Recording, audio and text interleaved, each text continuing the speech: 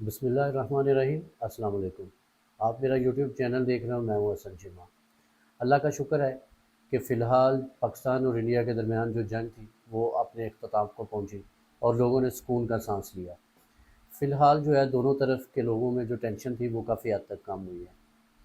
یہ فل فلیج وار نہیں تھی، آپ کہہ سکتے ہیں کہ یہ وار جو ہے وہ فضائیہ کے درمیان تھی۔ یہ جو وار ہے وہ میزائلس کے ساتھ لڑی گئی، اور پاک فضائیہ نے یہ جو جنگ تھی وہ بڑی مہارت کے ساتھ اور ٹیکنیکل طریقے سے بڑے ٹیکنیکلی جو ہے وہ یہ وار ون کی۔ آ، آپ بیسیکلی یہ بھی بات کہہ سکتے ہیں کہ یہ جو وار ہے وہ China technology versus West technology جو ہے وہ بھی کنسیڈر کی جا سکتی ہے، کیونکہ یہ اس میں جو بہت سارے میزائل جو پاکستان کی طرف سے جو چیزیں یوز ہوئی، جو میزائلز یوز ہوئے، جو جہاز یوز ہوئے، وہ پاکستان اور چائنا کی مدد سے جو ہے وہ تیار کیے گئے تھے۔ کچھ ایسے میزائل بھی تھے جو کہ صرف چائنا نے ہی تیار کیے۔ تو آپ کہہ سکتے ہیں کہ یہ جو جنگ تھی وہ چائنا نے جیتی، اور پاکستانی ایئر فورس کی مدد سے اس نے اپنی ٹیکنالوجی کا لوہا منوایا۔ اب یہ جو جنگ تھی وہ جو پاکستان ایئر فورس ہے، اس کے جو چیف تھے، ایئر چیف جو ہیں، انہوں نے بھی بڑا لیڈنگ رول ادا کیا، اور ان کی جو فضائیہ کی تاریخ میں یا آپ کہہ سکتے ہیں کہ ان کا جو ایئر فورس کا ایکسپیرینس تھا وہ بھی کافی حد تک جو ہے وہ اس جنگ میں جو ہے ان کا کردار بھی کافی کلیدی رہا۔ Pakistan air force made history, اس میں جو امپورٹنٹ چیز تھی وہ ایئر فورس کا سائبر کمانڈ سسٹم تھا جو پہلی دفعہ ڈسکلوز ہوا۔ جیسا کہ جو ایئر فورس کا سائبر کمانڈ سسٹم ہے، انہوں نے اسپیس کے اندر جس طرح سے انڈین جو فائٹر جیٹ تھے رافیل، جتنے بھی جہاز تھے ان کو جس طرح سے انہوں نے بلاک کیا، ان کے سسٹم کو ہائی جیک کیا، اس کے بعد جو انڈین جہاز تھے وہ بے یار و مددگار جو ہیں وہ فضا میں جو ہے وہ گھومتے رہے۔ اب ان کا جو ہی ان کا جتنا بھی سسٹم تھا جہازوں کا، وہ آؤٹ آف کنٹرول ہو گیا۔ ان کو کچھ سمجھ نہیں آ رہی تھی، ان کی جو اپنے کنٹرول ٹاورز ہیں ان کے ساتھ رابطہ منقطع ہو گیا، تو وہ بالکل ایسے فضا میں گھوم رہے تھے کہ ان کو کچھ پتہ نہیں چل رہا تھا۔ اور پھر ان کو ٹارگٹ کرنا پاکستانی ایئر فورس کے لیے کافی ایزی ہو گیا۔ اس دوران انہوں نے جو ہے وہ مجبوری میں سری نگر ایئر بیس کو یوز کرتے ہوئے انہوں نے جو ہے اپنی لینڈنگ ادھر کی۔ آپ دیکھیں کہ سری نگر جو ایئر بیس ہے وہ انڈین ایئر فورس کے لیے بڑا امپورٹنٹ ہے، اور اسٹریٹجیکلی جنگ کے دوران ایسا نہیں ہوتا کہ آپ جو آپ کا سب سے امپورٹنٹ ایئر بیس ہے آپ اس کو یوز کریں، لیکن ان کو مجبور کر دیا گیا، ان کی مجبوری بن گئی کہ وہ اس ایئر بیس کو، سری نگر ایئر بیس کو یوز کرتے ہوئے وہاں پہ لینڈنگ کریں۔ بلا شبہ جو پاک فضائیہ ہے اس نے اپنی روایات کو برقرار رکھا، اور پاک فضائیہ نے جو ہے وہ بڑا کلیدی کردار جو ہے وہ ادا کیا انڈیا کو جو ہے وہ یہ سبق سکھانے کے لیے کہ پاکستان جو ہے اس میں یہ کیپیبلٹی بھی ہے، کیپیسٹی بھی ہے کہ وہ انڈیا جیسے بہت سارے دوسرے ملکوں کو بھی اچھے سے سبق سکھا سکتا ہے۔ آپ دیکھیں کہ اب اس جنگ کو رکوانے کے لیے جو ہے وہ امریکہ جو ہے وہ ایسا سننے میں آیا ہے کہ امریکہ جو ہے وہ پاکستان کے اوپر پریشر ڈال رہا ہے کہ اب مزید جو ہے وہ آپ دھماکے نہ کریں، اور انڈیا کو جو ہے وہ بچانے کی کوشش کی جا رہی ہے۔ آپ دیکھیں کہ یہ جو کمپلیکس بھی تھا، بلکہ آپ کہہ سکتے ہیں کہ انڈین میڈیا جو ہے وہ بھی بڑا شور کر رہا تھا کہ پاکستان جو آرمی ہے اس کے پاس اتنی کیپیبلٹی کیپیسٹی نہیں ہے کہ وہ 10 دن سے زیادہ جو ہے وہ جنگ کر سکے۔ لیکن الحمدللہ ہماری ایئر فورس نے یہ ثابت کیا کہ ایسا کوئی بھی سین نہیں ہے۔ ہمارے اندر جو انفیریٹی کمپلیکس جو ہے وہ ڈیولپ ہو رہا تھا، ایسی کوئی بھی چیز نہیں ہے۔ الحمدللہ وی شوڈ بی کانفیڈنٹ کہ ہمارے پاس اتنی کیپیبلٹی ہے کہ ہم انڈیا جیسے اور بھی ملک جو ہیں اس سے بڑے ملکوں کو بھی جو ہے وہ سبق سکھا سکتے ہیں۔ اب جو اس میں ایک جو ہے وہ کہاوت ہے کہ جب چودھری کا مرغا جو ہے نا وہ مار کھا رہا ہو نا، تو جو چودھری صاحب ہیں نا وہ پھر لڑائی جو ہے نا بند کروا دیتے ہیں۔ تو اب ایسا لگتا ہے کہ جو چودھری صاحب ہیں نا ان کے مرغے کو مار پڑنے لگ گئی، تو انہوں نے پھر کوشش کی کہ اب یہ جو جنگ ہے وہ بند کر دی جائے۔ تو ہمیں اپنی ایئر فورس پر فخر کرنا چاہیے، اور جنرل بابر صاحب جو ایئر چیف ہیں ان کا بھی شکریہ ادا کرنا چاہیے کہ انہوں نے بڑی مہارت سے اور بڑے ٹیکنیکل طریقے سے اس وار کو جو ہے وہ لڑا اور جیتا۔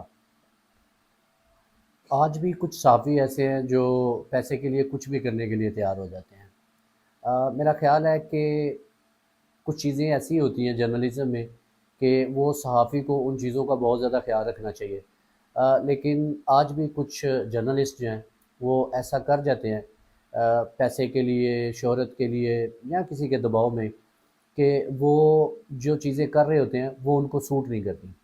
آپ دیکھیں کہ جوید چودھری صاحب صحافت کی دنیا کا ایک بڑا نام ہے، ایک بڑا جرنلسٹ ہے، لیکن وہ کام بہت چھوٹے کرتے ہیں۔ انہوں نے ایک نئی چیز کی ہے، وہ بول رہے تھے اپنے ایک انٹرویو میں، ایک پوڈ کاسٹ میں، کہ عمران خان نے جب شوکت خانم بنایا تو جو ابتدائی رقم تقریباً کوئی 76 کروڑ جو ابتدائی رقم لگی شوکت خانم کے اوپر، اس میں سے 50 کروڑ جو ہے وہ شریف خاندان نے نقد ادا کی۔ لیکن اس میں حیران کن بات یہ ہے کہ آج دن تک بھی شریف خاندان نے ایسا کوئی بھی کلیم نہیں کیا، ایسا کوئی بھی دعویٰ نہیں کیا کہ انہوں نے اتنی بڑی خطیر رقم جو ہے وہ شوکت خانم کے لیے ادا کی ہو۔ انہوں نے 50 لاکھ کی جو عطیہ، جو رقم شوکت خانم کو عطیہ کی تھی، وہ بھی پنجاب حکومت کی طرف سے تھی۔ اور یہ 50 لاکھ جو عطیہ کی گئی، اس میں بھی یہ بات بھی کافی حد تک ڈاؤٹیڈ ہے کہ وہ شریف خاندان نے خود سے کی، پنجاب حکومت نے کی، یا علی حجویری جو ٹرسٹ ہے جس کو اسحاق ڈار رن کرتے ہیں، یہاں یہ جو 50 لاکھ کی رقم تھی وہ علی حجویری ٹرسٹ نے ادا کی۔ ابھی تک یہ بھی جو مدعا ہے وہ حل نہیں ہوا۔ یہ بات بھی ڈاؤٹیڈ ہے کہ یہ جو 50 لاکھ کی رقم تھی یہ بھی آخر کس نے دی، شریف خاندان نے دی، پنجاب حکومت نے دی، یا علی حجویری ٹرسٹ نے دی۔ جو شریف خاندان جس چیز کا دعویٰ کرتا ہے وہ پلاٹ ہے جو کہ شوکت خانم کو ڈونیٹ کیا گیا۔ اس میں بھی جو ہے وہ کچھ چیزیں جو ہیں وہ صداقت کے ساتھ بیان نہیں کی گئی۔ اب یہ جو پلاٹ ہے یہ بھی جو ایل ڈی ہے اس نے ہیلتھ پروجیکٹ کے لیے ڈونیٹ کر چکے تھے، یعنی کوئی بھی جو ٹرسٹ کا کام ہوتا جو ہیلتھ کے ریلیٹڈ ہوتا تو ایل ڈی اے جو ہے وہ یہ جو پلاٹ ہے وہ کسی بھی ہاسپٹل کو دے دیتی جو کہ ٹرسٹ کے طور پر چلایا جانا تھا۔ اب یہ جو پلاٹ ہے یہ ایل ڈی اے نے، یہاں کہیں کہ یہ پنجاب حکومت کی ملکیت تھی، انہوں نے شوکت خانم کو دیا، لیکن اس کے عوض بھی جو ہے وہ رقم ادا کی گئی۔ یہ بات بھی ٹھیک ہے کہ یہ جو رقم ادا کی گئی وہ بھی اس وقت کی جو مارکیٹ ویلیو تھی پلاٹ کی اس کے حساب سے نہیں، کیونکہ یہ ایک ٹرسٹی ادارہ ہے، ایک فلاحی ادارہ ہے، اس حساب سے کم رقم جو ہے وہ ادا کی گئی۔